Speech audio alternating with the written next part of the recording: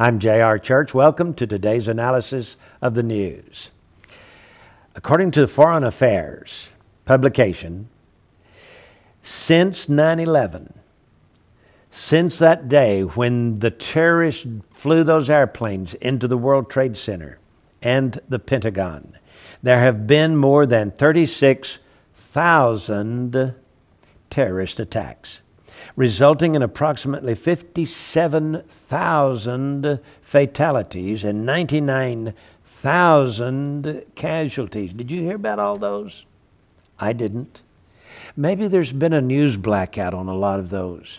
Now, we've heard a fair number, but 36,000 terrorist attacks? We're told that there have been no terrorist attacks in the United States. But you know, every time something strange happens in the United States, it seems to be attributed to something benign. I'm beginning to wonder. This article says a terrible mass casualty attack using nuclear or biological weapons could occur at any time, and much more should be done, can be done, to keep the United States safe. As the attacks that have occurred have repeatedly demonstrated, the terrorists do not need weapons of mass destruction to cause grievous harm. They can do so with hijacked airplanes, fertilizer, automatic weapons, and grenades. 36,000 terrorist attacks, 57,000 people died, and 99,000 people have been hurt as a result of 36,000 terrorist attacks since 9/11. But of course, it's not widespread. Those are just the extremists. Here's a message from the Jerusalem Post deputy editor and op-ed writer for the Jerusalem Post, Caroline Glick. And this article is written by Dick Morris, remember him, and Eileen McGann.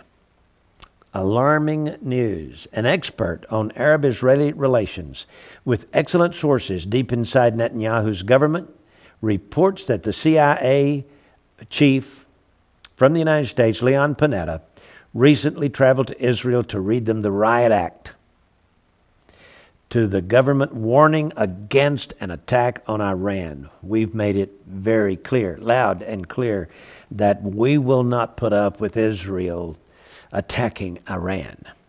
More ominously, Glick reports, likely from sources high up in the Israeli government, that the Obama administration has all but accepted as irreversible and an unavoidable fact that Iran will soon develop nuclear weapons. She writes, quote, "We have learned that the Obama administration has made its peace with Iran's nuclear aspirations.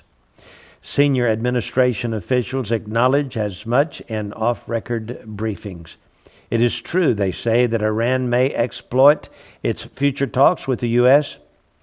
to run down the clock before they test a nuclear weapon. But, they add, if that happens, the U.S. will simply have to live with a nuclear-armed malocracy."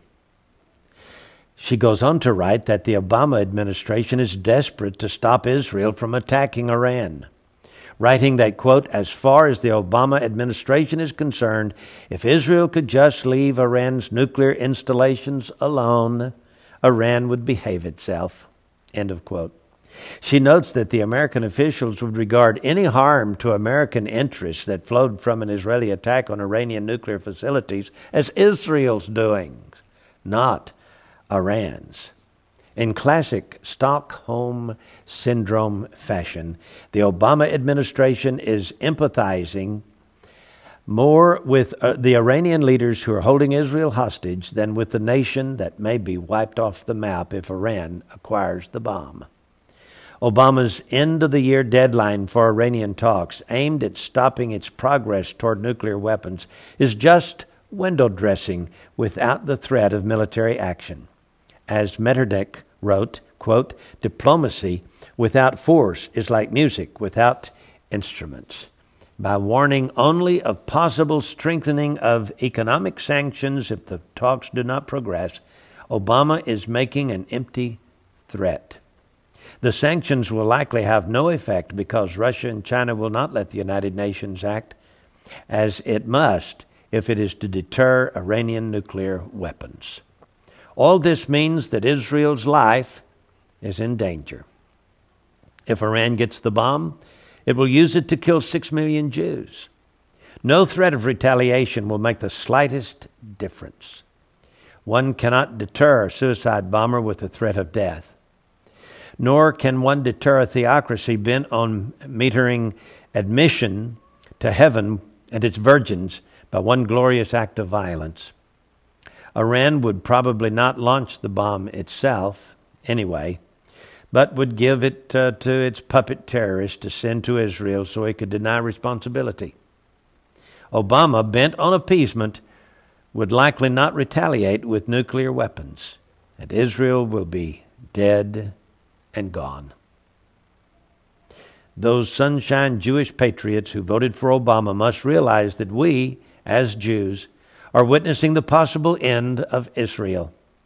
We are in the same